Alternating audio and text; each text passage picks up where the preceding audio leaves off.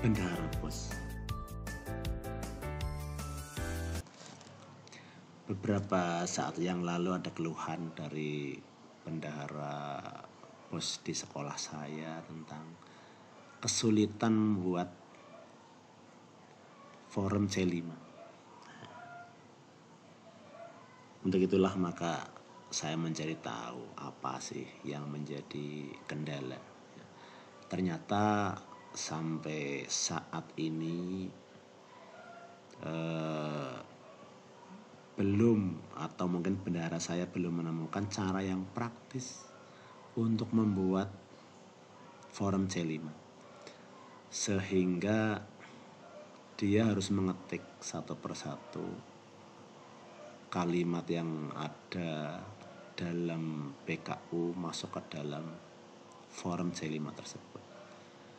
Nah, tentunya ini menjadi kendala yang menyulitkan karena di era sekarang ini data itu sudah digunakan menggunakan IT, ya.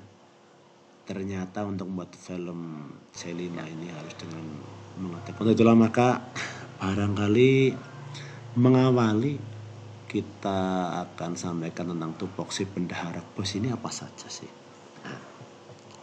Oke, sedikit aja saya sampaikan bahwa bendahara pos ini memiliki tugas dari awal sampai akhir, gitu ya, tentang penggunaan dana pos. Dari merencana, ya, tentunya bersama-sama di dalam tim pos reguler. Nah, jadi bendahara itu masuk ke dalam anggota tim pos reguler yang terdiri dari kepala sekolah, bendahara, guru, unsur komite, dan orang tua. Nah, kemudian tugas dari tim pos reguler ini memang cukup banyak. Ada 9, intinya adalah tentang pemutahiran data-data yang diperlukan dalam Dapodik, bertanggung jawab terhadap data tersebut, ya. Kemudian nantinya dari jumlah dana yang diterima itu harus sesuai dengan data peserta yang ada. Seterusnya ini menyelenggarakan keadministrasian yang lengkap, menjalankan pengelolaan keuangan secara transparan, ya, menyusun laporan secara lengkap, melaporkan secara daring kepada pemerintah, dalam halnya adalah laman boskemdikbud.go.id, bertanggung jawab secara formal dan material, dan bila mana ada pengaduan dan pelayanan masyarakat ini ya ditangani dengan baik. Nah, yang keempat ya tadi adalah menyelenggarakan keadministrasian secara lengkap. Maka diantaranya pada persiapannya adalah menyusun RKAS bersama dengan unsur sekolah lainnya. Kemudian yang memasukkan ke dalam aplikasi Arkas tentunya adalah bendahara, mungkin dibantu dengan operator, gitu. Tapi yang bertanggung jawab penuh adalah bendahara. Nah, itu tugas penginputan, ya, atau tugas sebagai anggota tim pos. Kemudian dia sebagai bendahara itu memiliki tugas-tugas ya mengadministrasikan pos dengan benar. Gitu. Ya, saya kira dalam hal ini ya pos atau bendahara pos harus selalu berkoordinasi dengan kepala sekolah. Dia menerima, mengelola dan mempertanggungjawabkan dana pos secara transparan, akuntabel. Bila mana ada pajak, maka dia menerima dan menyetor. Ya, ini. Kemudian secara rutin menutup buku kas setiap akhir bulan.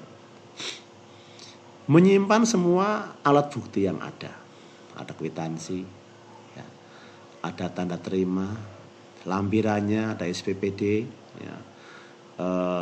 Barangkali catatan rapat, notulen, daftar hadir rapat dan sebagainya. Termasuk di sinilah ya forum C5, ya, atau surat bukti pengeluaran.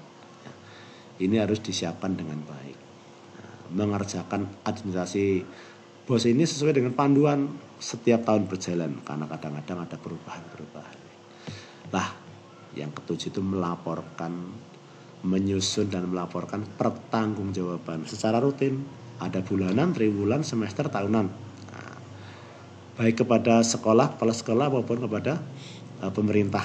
Nah, di sini ada bisa melalui laman atau secara tertulis. Ya, mungkin juga harus ada laporan kepada BPK bila diperiksa atau dari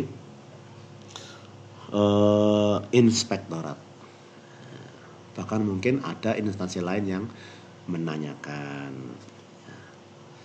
Nah, ini tugas dari seorang bendahara. Maka tadi salah satu dari kewajiban seorang bendahara adalah mengadministrasi secara benar. Nah, dalam hal inilah maka saya mencoba ya, untuk membuat aplikasi sederhana under Excel ya, yang dapat digunakan untuk mencetak form C5. Ini di kalangan bendahara disebutkan sebagai form C5. Ya. Sebenarnya ini adalah surat bukti pengeluaran gitu ya. Nah, umumnya memiliki data-data seperti ini ya. Jadi ada nomor dari surat bukti pengeluaran, ada tanggal ya. Kode sekolah atau NPSN, nama sekolah, tahun anggaran ya. Kemudian jumlah uang yang dikeluarkan secara deskripsi ya, jumlahnya ya, atau ya, uang yang dikeluarkan itu ditulis secara huruf begitu ya, terbilang. Untuk apa kegiatannya? Ya di sini untuk pembayaran apa? Ada kode kegiatan, nama kegiatan. Ya. Berguna untuk apa? Kemudian ada kode rekening, nama rekening. Bila mana ada potongan pajak tertuliskan di sini pajaknya apa saja. Nah, kemudian tertulis juga di bawahnya yang berhak menerima pembayaran itu siapa? Nama dan alamat. Mungkin terlampir dalam lembar yang lain, gitu loh ya. Kalau tidak maka tertuliskan di sini. Lunas dibayar tanggal berapa? Ada nama bendahara, NIP-nya, dan kemudian ada nama kepala sekolah dan NIP-nya.